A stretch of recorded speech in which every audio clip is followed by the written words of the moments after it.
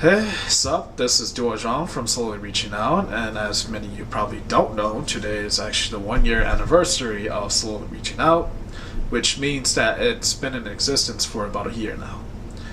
And so, since today is a special day, since I'm the only one celebrating this, I will tell you guys a story. And the story relates to how this blog came about.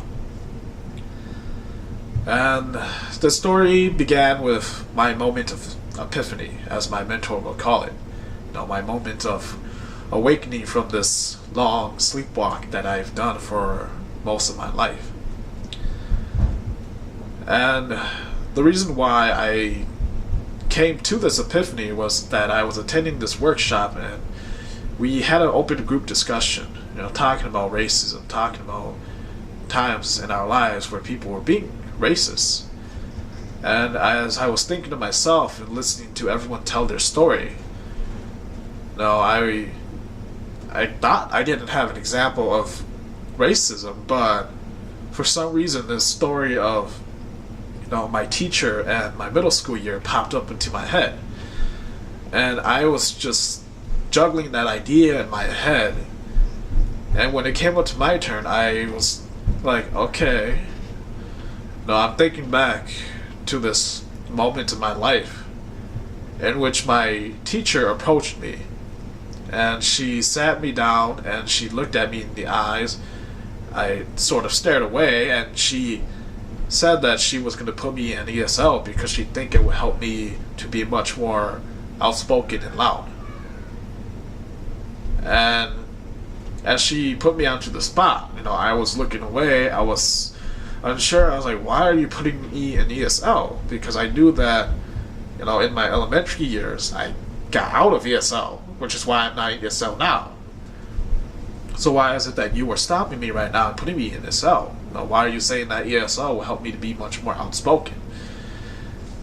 And as I was still, quietly staring away, she brought in another statement question. And she was like, so why is it that you can't look at me in the eyes?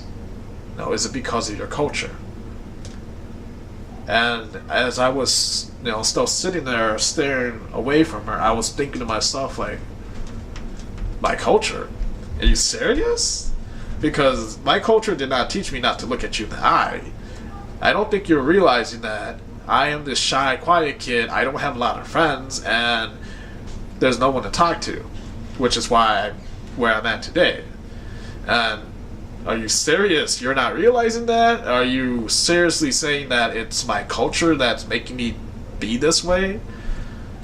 And, as I was thinking that in my head, I was still staring away. And she just kept blabbing on and just kept asking, why is it that you're not looking at me in the eyes? Why, or why you're not this, why you're not that? And I did not know how to answer it. And so, that day, that was what I realized, like, oh shit, my teacher was being racist. Even if it's not racist to the extreme of hurting me, she, was not, she didn't understand why or where I came from.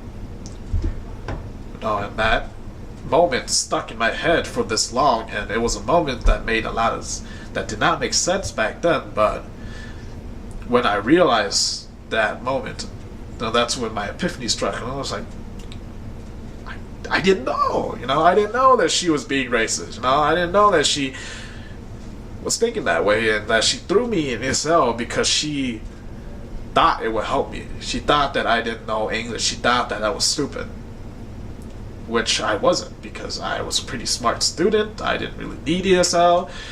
Those middle school years, it didn't help me at all. I was not much more outspoken than I am today. I was quiet. I remained quiet.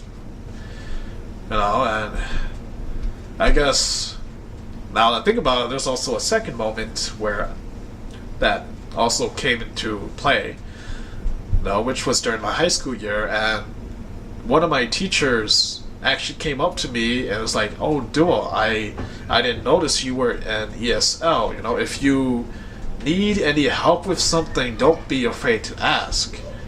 And I was just like, okay, I'm not as stupid as you think I am. And basically, I proved it wrong, and I basically showed him that, hey, I can do good at this, and I'm excelling at this. I'm helping people. I'm ahead of everyone in this class. You know, and yeah, so it just made me proud that I was able to disprove that claim that he made, you know, when he came up to me and asked me that.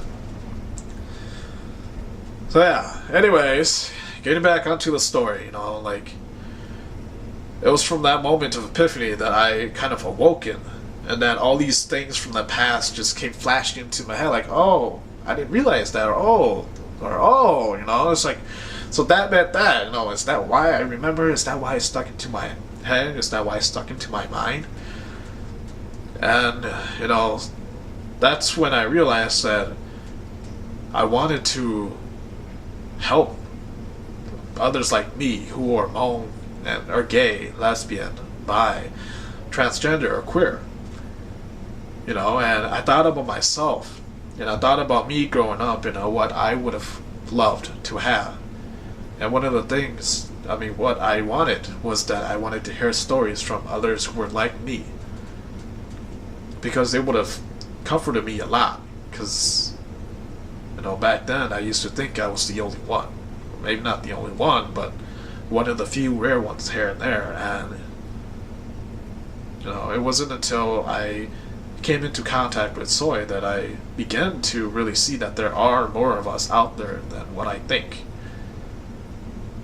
And so, yeah, that's kind of the story of how this blog came about, you know. My moment of epiphany, and my moment of exploration, and my moment of awakening from this long sleep, that this blog came about.